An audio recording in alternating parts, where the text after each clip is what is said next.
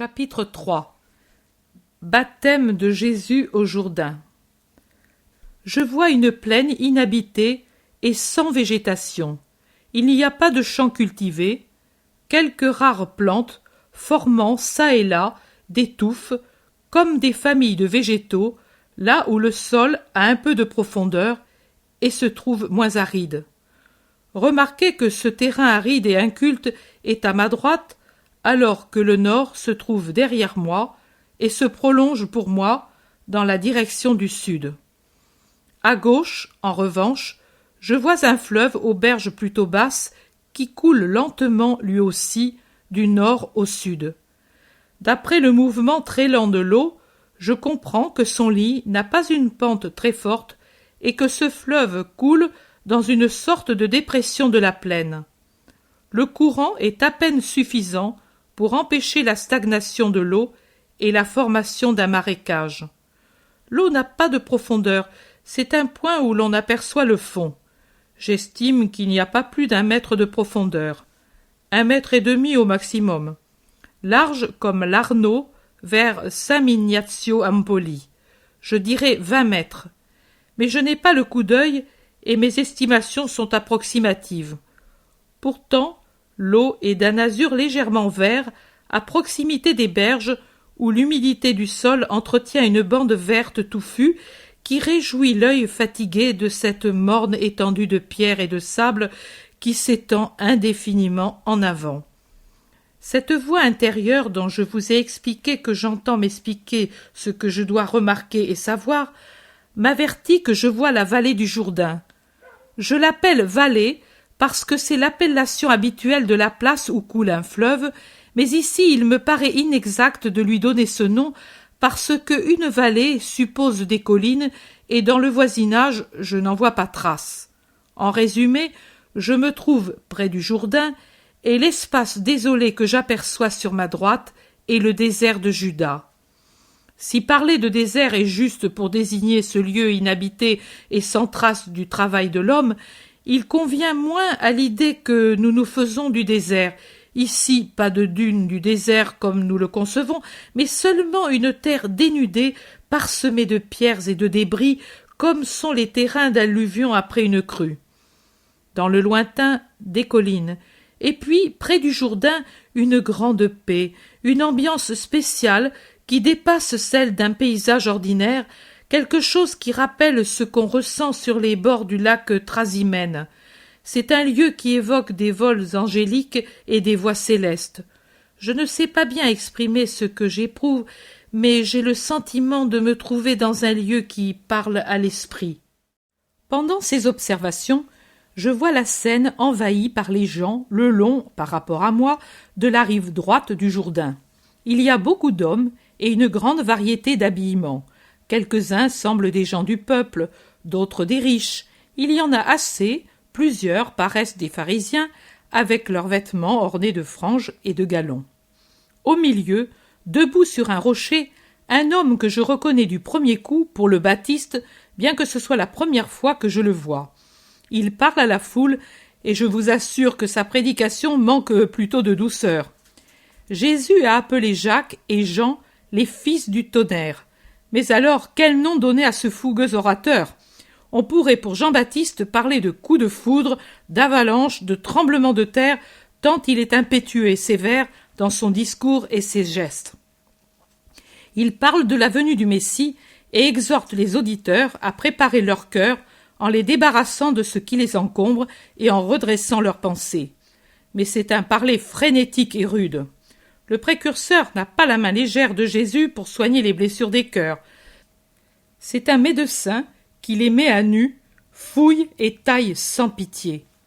Pendant que je l'écoute, je ne rapporte pas ses paroles parce que ce sont celles des évangélistes, mais qui dévalent en un discours torrentiel. Je vois s'avancer le long d'un sentier, le long de la bordure herbeuse et ombragée qui côtoie le Jourdain, mon Jésus.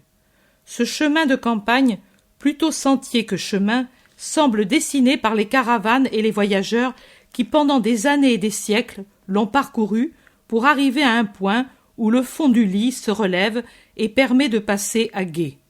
Le sentier continue sur l'autre rive du fleuve et se perd dans la verdure de l'autre berge.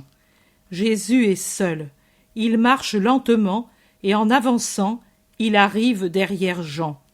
Il avance sans bruit, tout en écoutant la voix tonnante du pénitent du désert, comme si Jésus était aussi une des nombreuses personnes qui venaient vers Jean pour se faire baptiser et se préparer à la purification pour la venue du Messie. Rien ne distingue Jésus des autres gens. Il semble un homme du peuple pour son vêtement, un seigneur pour la beauté de ses traits, mais aucun signe divin ne le distingue de la foule. Cependant, on dirait que Jean sent une particulière émanation spirituelle. Il se retourne et identifie tout de suite la source de cette émanation. Il descend vivement du rocher qui lui servait de chair et s'en va d'un air dégagé vers Jésus qui est arrêté à quelques mètres d'un groupe et s'appuie au tronc d'un arbre. Jésus et Jean se fixent un moment. Jésus avec son regard d'azur si doux, Jean avec son œil sévère, très noir, plein d'éclairs. Les deux, vus rapprochés, sont l'antithèse l'un de l'autre. Tous les deux grands, c'est leur unique ressemblance. Ils sont différents pour tout le reste. Jésus blond, aux longs cheveux peignés, au teint blanc ivoire, aux yeux d'azur, aux vêtements simples mais majestueux.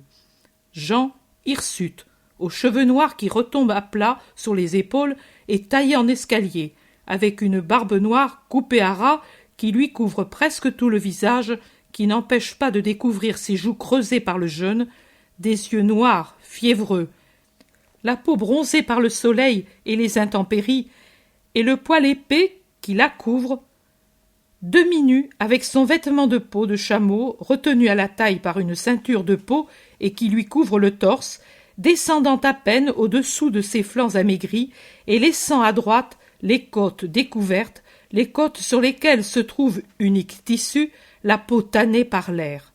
En vis-à-vis, on dirait un sauvage et un ange. Jean, après avoir fixé sur lui son regard pénétrant, s'écrie « Voici l'agneau de Dieu. Comment peut-il se faire que mon Seigneur vienne vers moi ?» Jésus répond tranquillement « C'est pour accomplir le rite de pénitence. Jamais, Seigneur, c'est moi qui dois venir à toi pour être sanctifié, et c'est toi qui viens vers moi ?» Et Jésus, en lui mettant une main sur la tête, parce que Jean s'était incliné devant Jésus, lui répond « Permets que tout se fasse comme je veux, pour que s'accomplisse toute justice et que ton rite achemine les hommes vers un plus haut mystère et qu'il leur soit annoncé que la victime est dans ce monde. » Jean l'observe avec un œil dont une larme adoucit le regard et le précède vers la rive. Jésus enlève son manteau et sa tunique, gardant une sorte de caleçon court, et descend dans l'eau où se trouve déjà Jean. Jean le baptise en lui versant sur la tête de l'eau du fleuve, avec une sorte de tasse suspendue à sa ceinture et qui semble être une coquille ou une demi-calebasse séchée et vidée. Jésus est proprement l'agneau dans la blancheur de sa chair, la modestie de ses traits, la douceur de son regard.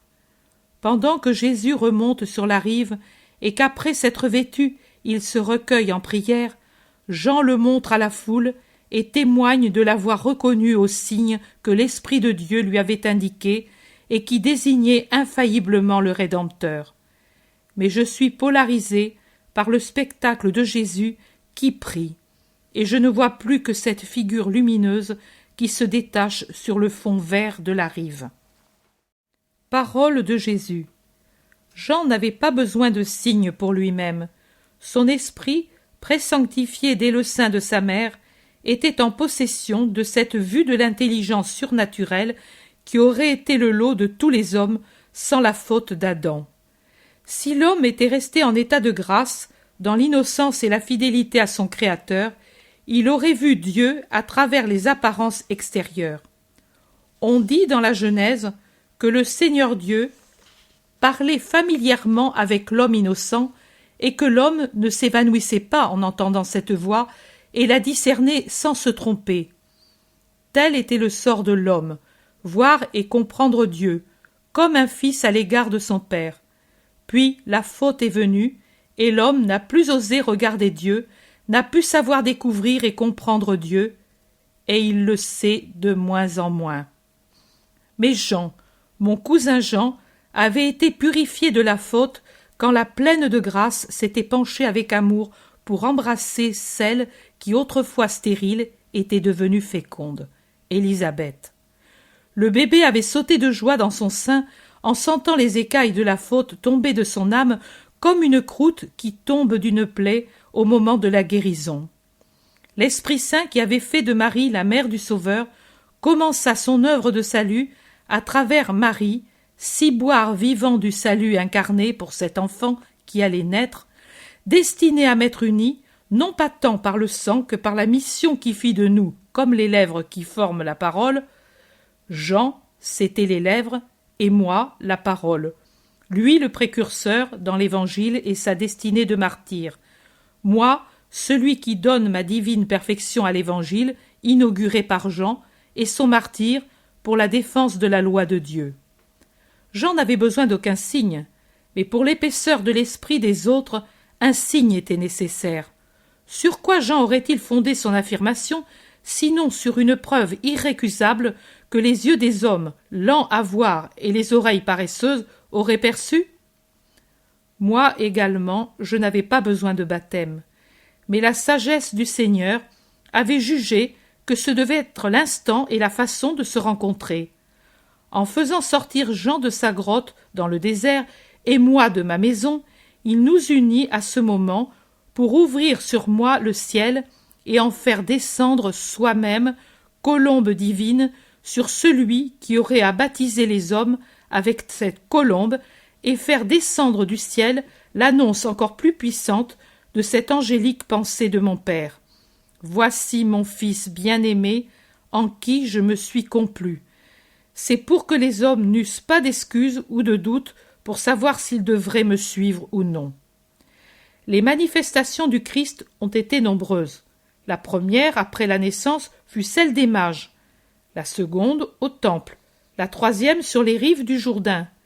Puis vinrent les autres manifestations innombrables que je te ferai connaître, parce que mes miracles sont des manifestations de ma nature divine jusqu'au dernier, de ma résurrection et de mon ascension au ciel. Ma patrie fut comblée de mes manifestations. Comme des semences jetées aux 4 points cardinaux, elles arrivèrent en toutes couches et tout endroit de la vie, aux bergers, aux puissants, aux savants, aux incrédules, aux pécheurs, aux prêtres, aux dominateurs, aux enfants, aux soldats, aux Hébreux, aux gentils. Maintenant encore, elles se répètent, mais comme alors le monde ne les accepte pas, ou plutôt il n'accueille pas les miracles actuels, et il oublie ceux du passé. Eh bien, je ne renonce pas, je me répète pour vous sauver, pour vous amener à la foi en moi. Sais-tu, Marie, ce que tu fais? Ce que je fais plutôt en te faisant voir l'Évangile, c'est une tentative plus forte pour amener les hommes vers moi. Tu l'as désiré par tes prières ardentes. Je ne me borne plus à la parole. Elle fatigue et les éloigne. C'est un péché, mais c'est ainsi. J'ai recours à la vision de mon Évangile, et je l'explique pour la rendre plus claire et plus attrayante. À toi, je donne le réconfort de la vision. À tous, je donne le moyen de me désirer et de me connaître. Et si encore elle ne sert pas, et si, comme de cruels enfants, ils rejettent le don sans en comprendre la valeur, à toi le don restera, et à eux ira mon indignation. Je pourrai une fois encore faire l'antique reproche. Nous avons joué de la flûte, et vous n'avez pas dansé. Nous avons entonné des lamentations, et vous n'avez pas pleuré. Mais n'importe, laissons-les, les inconvertissables, accumuler sur leur tête des charbons ardents, et tournons-nous vers les brebis qui cherchent à connaître le pasteur. Le pasteur, c'est moi, et tu es la houlette qui me les amène. Comme vous voyez, je me suis hâté de mettre ces détails qui, à cause de leur petitesse, m'avait échappé et que vous avez désiré avoir. Puis, aujourd'hui, en lisant le fascicule, je remarque une phrase de Jésus qui peut vous servir de règle. Ce matin, vous disiez que vous ne pourriez faire connaître les descriptions faites en mon style personnel, et moi qui ai une véritable phobie d'être connue, j'en étais bien contente. Mais ne vous semble-t-il pas que cela soit contraire à ce que dit le maître dans la dernière dictée du fascicule? Plus tu seras attentive et précise dans la description de ce que je vois, et plus important sera le nombre de ceux qui viennent vers moi. Ceci implique que les descriptions doivent être connues. Autrement, comment pourrait-il se faire que, grâce à elles, nombre d'âmes vont vers Jésus? Je vous soumets ce point, et puis faites ce qui vous paraît préférable. Et même humainement, je suis de votre avis. Mais ici, nous ne sommes pas dans le domaine de l'humain, et même l'humain des porte-voix doit disparaître. Même dans la dictée d'aujourd'hui, Jésus dit « En te faisant voir l'Évangile, je fais un essai plus fort pour m'attirer les hommes. Je ne me borne plus à la parole, j'ai recours à la vision, et je l'explique pour la rendre plus claire et plus attrayante. Et alors? Cependant, je suis un pauvre rien, et que de moi-même je me replie tout de suite sur moi. Je vous dis que votre remarque m'a troublé, et l'envieux s'en réjouit, troublé au point de me faire penser de ne plus écrire ce que je vois, mais uniquement les dicter. Il me souffle au cœur. Ne le vois-tu pas? Elles ne servent absolument à rien, ces fameuses visions, uniquement à te faire passer pour une folle, comme tu l'es en vérité. Qu'est-ce que tu vois? Les larves de ton cerveau troublé. Il faut bien autre chose pour mériter de voir le ciel. Et toute la journée, il me tient sous le jet corrosif de sa tentation. Je vous assure que je n'ai pas autant souffert de ma grande douleur physique que j'ai souffert de cela. Il veut m'amener à désespérer. Mon vendredi est aujourd'hui un vendredi de tentation spirituelle. Je pense à Jésus au désert, à Jésus à Gethsémani. Mais je ne m'avoue pas vaincu pour ne pas le faire rire, ce démon astucieux, et en luttant contre lui et contre ce qu'il y a en moi de moins spirituel, je vous écris ma joie d'aujourd'hui, vous assurant en même temps que pour mon compte je serais bien aise si Jésus m'enlevait ce don de vision qui est ma plus haute joie, pourvu qu'il me conserve son amour et sa miséricorde.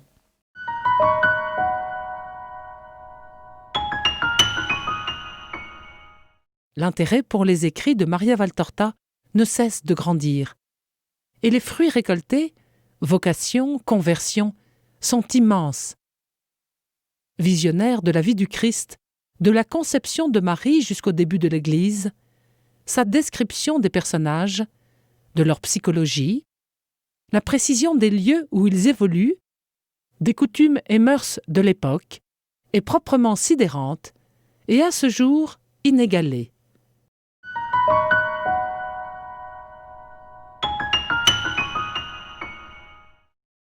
www.associationmariavaltorta.fr